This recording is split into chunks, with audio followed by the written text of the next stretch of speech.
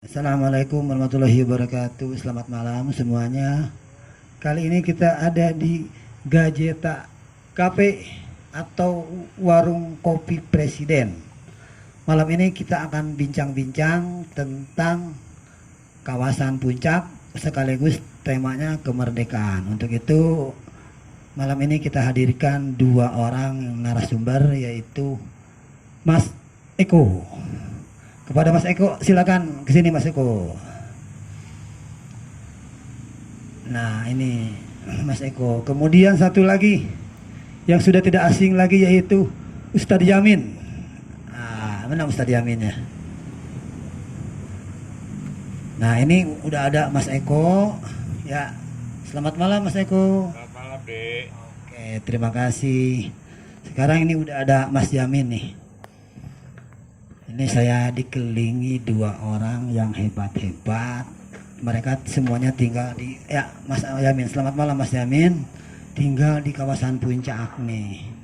Tapi sebetulnya ternyata Mas Eko itu asalnya bukan dari puncak. Ternyata dari Jawa. Kemudian ini juga ada Mas Yamin. Aslinya bukan dari puncak tapi dari Cirebon. Tetapi saya yakin beliau-beliau ini kecintaannya kepada wilayah puncak ya sangat tinggi. Nah, temanya sekarang ini kita bicara Pak tentang puncak, bagaimana kedepannya nanti pemuda-pemudanya mesti bagaimana.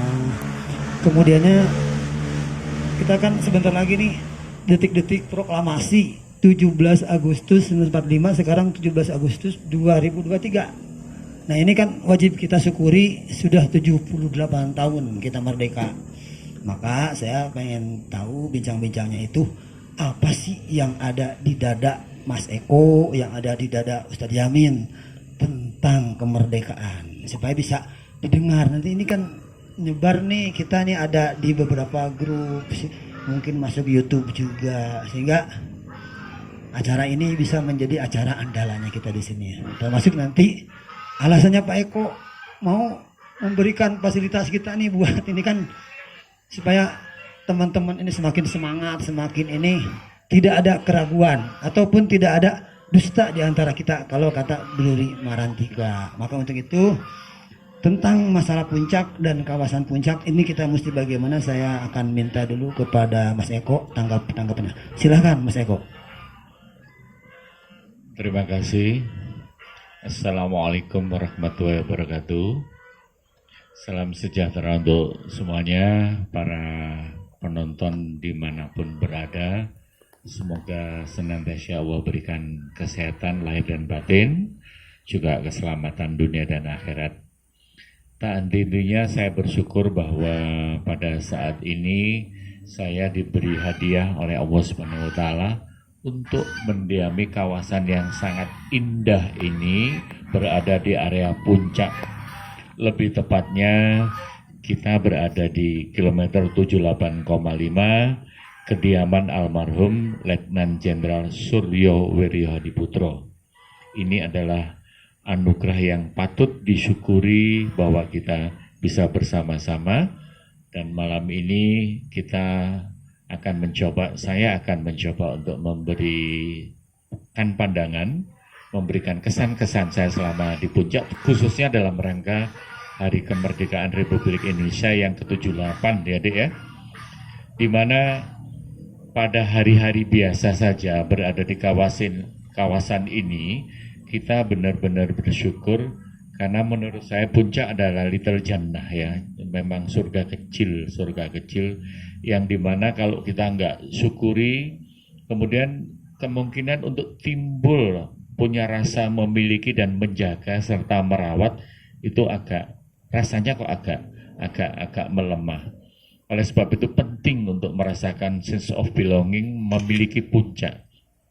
Merasa bahwa kita tidak henti-hentinya berada di suatu kawasan yang oleh orang-orang lain, oleh bangsa-bangsa lain itu sangat diburu untuk menuju tempat yang kita tinggal ini, tempat yang saat ini sudah dikenal. Saya rasa hampir masyarakat sebagian besar itu dengan baik mengenalnya. Jadi perlu ditata ini untuk para kita yang orang-orang sepuh, tentunya harus menjadi panutan, melakukan hal-hal yang kecil yang sifatnya mobile, terus bergerak terus untuk tentunya ke depan untuk keseimbangan, ya toh, untuk kebaikan juga, untuk for the next-nya itu tentunya untuk lebih baik lagi, puncak lebih baik. Maka para sesepuh ya kayak kita ini kategori, kita kayaknya berdua ini sudah kategori senior gitu ya, umur sudah seperti ini. Kalau untuk terjun langsung hendaknya generasi muda itu yang memiliki tanggung jawab dan komitmen untuk bersama-sama kita bekerja sama. Sekali lagi, di tempat yang seindah ini, yang dianugerahi dengan berbagai keunggulan, baik keunggulan dari sisi tanahnya yang bisa untuk perkebunan, baik untuk pertamanan, pertanian juga mungkin, tapi yang paling the most beautifulnya tentunya alamnya yang luar biasa ini. Maka kepada para warga yang dimanapun hadir, dari manapun hadir di tempat ini, hendaknya punya rasa untuk turut menjaga. Kira-kira begitu yang paling perlu saya sampaikan untuk saat ini, menyambut hari ulang tahun kemerdekaan Republik Indonesia ini. Mudah-mudahan Puncak juga bisa memberikan wadah bagi mereka-mereka yang sudah melakukan kegiatan sehari-hari. Mereka juga para pejuang-pejuang, selain para pejuang pahlawan yang sudah dulu meninggalkan kita, para mujahadah yang juga meninggalkan kita, tetapi dalam kehidupan sehari-hari banyak pejuang-pejuang di luar kota ini yang sudah melakukan perjuangannya untuk keluarganya dan lain-lain. Ya, dengan demikian, maka kami yang ada di Puncak juga ingin berkontribusi memberikan mereka sesuatu hadiah yang indah, yaitu menikmati Puncak bersama-sama. Demikian kira-kira. Terima kasih Mas Eko, ternyata sangat luar biasa ya. Ternyata ingin memberikan ruang yang bagus buat masyarakat Puncak supaya bisa berkreasi, berbudi karya dan sebagainya ya, terutama sebagai warisan dari Pak Jenderal Suryo. Mudah-mudahan Pak Jenderal Suryo di alam sana sangat wajahnya cerah gembira. Amin. Kemudian juga kan tadi udah dengar Pak Eko nih, sekarang dari Mas Yamin nih. Ini kalau saya bilang segala aktif, segala bisa nih. Di pengajian oke, di perdagangan, di usaha bacang ya, segala macamnya. Saya pengen tahu komentar-komentarnya Mas Yamin ya. Sudah mendiami Puncak sejak kapan? Kemudian juga liku-likunya, suka dukanya. Kemudian juga terkait kemerdekaan ini, apa kira-kira yang harus kita lanjutkan ke depannya sebagai salah satu ya rakyat Cisarua lah gitu. Terima kasih. Assalamualaikum warahmatullahi wabarakatuh. Sebelum jauh membicarakan sesuatu tentang hal Puncak menjelang Hari Kemerdekaan Republik Indonesia, sebelumnya Al-Fatihah dulu buat para pahlawan dan para presiden yang telah mendahului kita, dari Presiden Soekarno, Presiden Soeharto, Presiden Habibie, Presiden Gus Dur.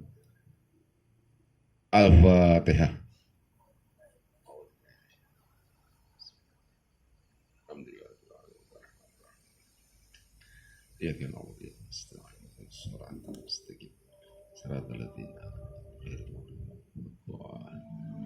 Mudah-mudahan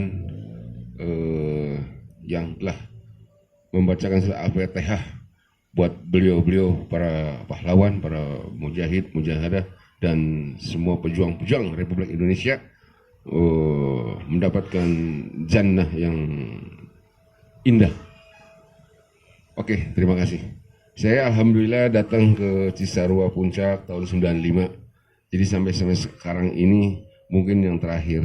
Karena perjalanan dari awal perjalanan ke mancanegara, ke seluruh dunia, hanya di sini yang paling nikmat. Mudah-mudahan kenikmatan ini Allah berikan kepada kita semua, disyukuri. Karena mensyukuri sesuatu hal yang nikmat dari Allah, insya Allah baik. Jadi mengenai kemerdekaan Republik Indonesia, mudah-mudahan para penerus-penerus pejuang-pejuang negara mudah-mudahan selalu dalam lindungan Allah. Dan mudah-mudahan negara kita selalu dalam lindungan Allah. Baldatun tayyibatun warobun ghafur, ya Allah ya Rabb. Amin. Ya, terima kasih. Mudah-mudahan semua pejuang secara terus-menerus antusias memperjuangkan semua keinginan-keinginan, dan semuanya insya Allah akan support oleh kita-kita yang mana hanya bisa mensupport. Mudah-mudahan dengan adanya Bapak calon legislatif DPRD ini, mudah-mudahan kita saling support dan saling mendukung. Terima kasih. Assalamualaikum warahmatullahi wabarakatuh. Ya, ternyata sangat terasa sekali, betul. Kita selaku pemuda atau masyarakat sekarang yang mengenyam nikmatnya kemerdekaan itu patut bersyukur, patut sekali merasa bangga terhadap para pahlawan, betul ya pada intinya. Nah, kemudian kita topiknya sekarang ini adalah bagaimana cara menumbuhkan semangat tadi. Sekarang kan sistemnya ekonomi nih, kan jangan banyak terjadi pengangguran, masyarakat tidak mau bisa bekerja, tidak bisa menikmati kue-kuenya kemerdekaan nih. Barangkali Pak Eko bisa memberikan semacam saran atau bagaimana nih kepada para pemuda khususnya, walaupun kita mungkin zaman sulit atau sulit, tapi tetap semuanya setiap zaman ada tantangannya, tapi tetap ada juga peluang-peluangnya. Terima kasih, Dek. Puncak atau tempat dimanapun jika menyangkut masalah pembenahan dan pengembangan, itu hendaknya kembali kepada habitatnya masing-masing sesuai dengan kondisinya masing-masing. Kita ini udah dikaruniai sesuatu yang luar biasa berupa SDA maupun SDM. SDA di sini ya tentunya saat ini kita sepakat bahwa view keindahan alam di sini itu sangat-sangat indah. Kemudian di SDA tadi itu juga ada tersembunyi yang namanya kandungan-kandungan potensi alamnya, tanahnya yang subur karena berdekatan dengan beberapa gunung ini juga nggak kalah menariknya untuk diolah. Tetapi semua itu berpulang kepada SDM-nya, kepada masyarakat di sini. Ada kemauan nggak, ada goodwill nggak untuk membuat segalanya menjadi akhirnya berkelangsungan lebih baik lagi. Untuk melakukan itu tentunya pendidikanlah yang menonjol di sini, harus berperan berat, berperan aktif. Pendidikan yang macam apa? Pendidikan masyarakat sudah jauh lebih mengerti sekarang bahwa pendidikan sudah mudah diakses dengan cara-cara cerdas, dengan cara-cara yang juga efektif. Tapi pada intinya pendidikan tadi adalah tidak meliputi formal saja, tetapi non formal juga. Oleh sebab itu betapa pentingnya sekarang anak-anak yang ada di Puncak ini diberi kesempatan, diberi wadah yang seluas-luasnya agar mereka memiliki pengetahuan yang diterapkan dalam kesehariannya dengan baik. Banyak wadah, banyak cara juga. Salah satunya tentunya di pramuka, salah satunya juga di pengajian, di lembaga-lembaga yang sifatnya membuat mereka memiliki modal, memiliki sesuatu yang nanti bisa digunakan dalam penerapan sehari-hari. Misalnya kita untuk membuat mereka jadi lebih hebat, mereka jadi lebih siap, itu kita sepakat bahwa anak-anak PAUD, anak-anak TK dan seterusnya itu ya maksimal di SD lah. Itu benar-benar dalam genggaman yang tidak boleh terlepas, dalam kontrol yang sangat ketat. Kalau anak-anak dari yang kelas kecil sampai agak usia dalam Islam dikatakan akil balik, itu terkontrol dengan baik, insya Allah SDM kita itu nanti di SMP juga lebih siap, SMA maupun SMK akan jauh lebih mereka berkontribusi pada masyarakat ini. Nah itu loh. Jadi kuncinya di pendidikan, di SDM-nya tadi itu mesti ada improvisasi yang lebih ini lagi. kurikulum Merdeka itu sudah membawa kita pada kesempatan yang anak-anak untuk melejit ya, tetapi jauh lebih ini lagi, kembalikan kepada hitoh mereka sebagai habitat mereka sebagai masyarakat Puncak yang kebetulan ini. Puncak itu hanya bisa disaingi memiliki masyarakat yang punya adat budaya yang hanya bisa disaingi oleh Bali. Bali itu punya nilai jual karena adat budayanya spesial. Puncak juga ada potensi santri-santri yang diproduksi oleh Kobong oleh Kobong itu juga luar biasa.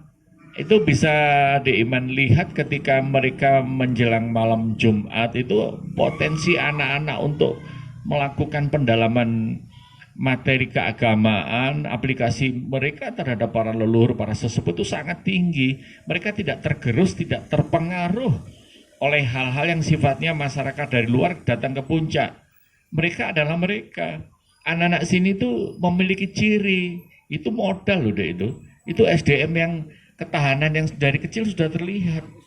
Bagus. Ya, itu di tempat lain saya rasa ada, tetapi tidak spesial di sini. Gitu loh, ya kan? Jadi ini hendaknya direkrut oleh orang-orang tertentu, diberi waktu, dibina dan seterusnya bahwa kalian ini aset bagi kami. Kalian ini adalah aset bagi bangsa. Maka hendaklah kita sering-sering berkomunikasi, memberi ruang dan waktu bagi mereka. Ya, jadi kira-kira ya. Jadi Puncak itu SDA-nya udah hebat, sumber daya alamnya hebat, SDM-nya juga ada potensi yang hebat. Tetapi kita tentunya para sesepuh di sini, para pemangku yang lebih banyak di pemerintah itu kan orang-orang yang pemangku kewenangan itu memberikan sebanyak-banyaknya lah, memberikan kepercayaan kepada anak-anak dan pembinaan yang lebih serius. Saya rasa ini kita bersyukur berada di Puncak ini. Itu deh yang mungkin nanti bisa ditambahkan.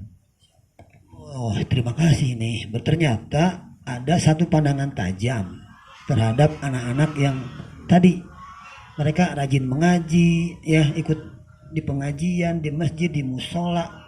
Itu kan kalau mereka diberikan wawasan yang lebih dalam lagi sehingga mereka bukan hanya di bidang agama saja, tetapi nanti mereka bisa menjadi bibit potensial, tidak harus menjadi guru ngaji saja, tapi mereka jadi pengusaha yang santri gitu ya, maksudnya Pak ya. Jadi pejabat yang santri juga, betul. Nah itu Mas Yamin. Nah kalau Mas Yamin kan saya rasa orangnya aktif lah.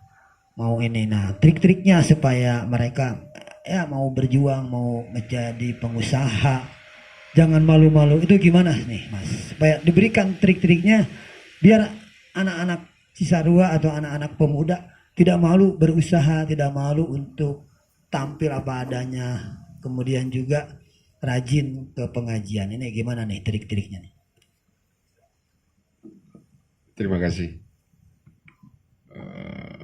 Mohon maaf nih sebelumnya nih tentang masalah itu, mudah-mudahan ya kita saling mensupport, saling mendukung. Mudah-mudahan anak-anak didik kita, anak-anak kita, putra-putri kita yang masih dalam proses sekolah, belajar, atau kuliah, atau yang sekarang sedang mau mencari pekerjaan, mudah-mudahan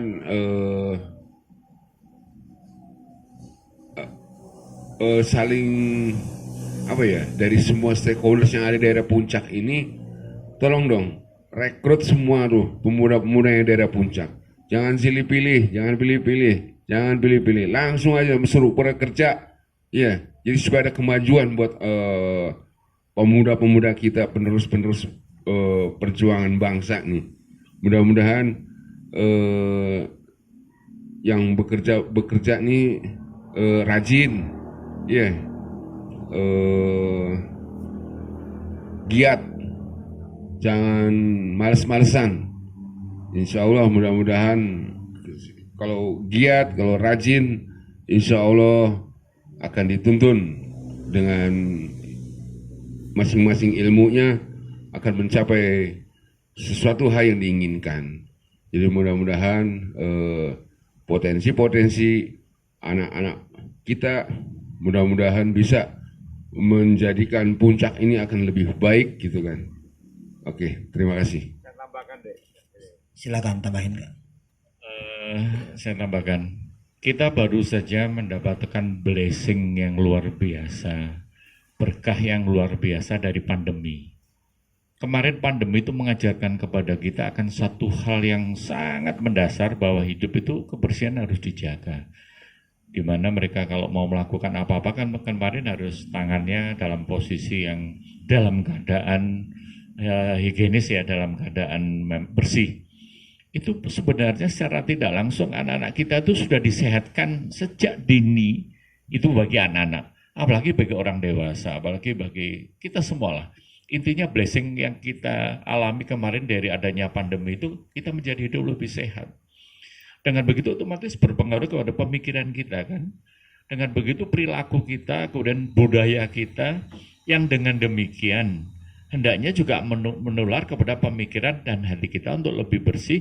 Ketika itu bersih, salah satu yang ditimbulkan adalah semangat untuk mengais rezeki. Jangan selalu menginginkan pemerintah atau siapapun memperhatikan kita dengan lebih. Tetapi kitalah yang harus bisa memberikan itu, menciptakan itu. Puncak sangat memungkinkan bagi masyarakat menciptakan itu sepanjang masyarakatnya dibina sejak dini tadi itu. Gimana caranya? Banyak lembaga-lembaga, banyak tempat-tempat yang kita bisa saling berkolaborasi. Banyak tempat-tempat yang kita bisa latihan dulu, dilatih dulu dan seterusnya. Tapi pada intinya di surga yang luar biasa ini, yang bernama Puncak ini, banyak terdapat lapangan pekerjaan yang dalam ini masyarakat perlu hanya digugah, diingatkan bahwa tanggung jawab ini sebaiknya kita pikul bersama dan Anda akan mendapatkan itu pasti. Demikian kira-kira untuk mengais rezeki atau para pengangguran tadi, insya Allah nggak ada lagi yang nganggur. Nanti lebih teknisnya akan kita bahas dalam pembicaraan berikutnya mungkin ya. Terima kasih Dek. Berarti yang saya tangkap bahwa apapun kreasi, baik itu kuliner, makanan, kerajinan tangan, itu kalau memang bisa dibuat, kemudian juga bisa menarik, kenapa tidak? Kan bisa dijual di spot-spot wisata di wilayah Puncak kayak gitu Pak ya. Makanan apa sih yang nggak laku di Puncak gitu ya. Kemudian juga buah apa sih yang nggak laku di Puncak ya. Kita misalkan anak-anak muda mau nanam alpukat, nanti kan bisa dijual. Mau nanam pohon manggis, mau nanam pohon mangga, ini harapannya ya. Terima kasih banyak para narasumber yaitu Mas Eko ya, kemudian juga Mas Yamin. Malam ini kita seru sekali nih pembicaraannya. Tapi saya minta closingnya dari Mas Eko dan juga Mas Yamin ya, tentang semangat para pemuda di 78 tahun Indonesia Merdeka. Silakan Pak Eko closingnya ya. Saya berharap bahwa momen yang indah padahal di akhir zaman ini ya, anak-anak merasakan nikmat dalam segala kekurangan dan kelebihannya. Tapi tetap semangat, tetap semangat. Karena apa? Karena kita berada di Puncak, karena kita berada di Bogor, karena kita berada di Jawa Barat yang luar biasa ini. Tetap semangat. Demikian. Kemudian juga Mas Yamin ya closingnya ya. Mudah-mudahan para pemudi daerah Puncak, Cisarua, Bogor harus mempunyai rasa jiwa semangat yang tinggi untuk merasa memiliki dan memelihara sense of belonging. Mudah-mudahan semua stakeholder saling support dan mendukung satu dengan yang lainnya. Bahwasanya ini Puncak adalah destinasi wisata yang hebat. Masya Allah. Terima kasih. Assalamualaikum.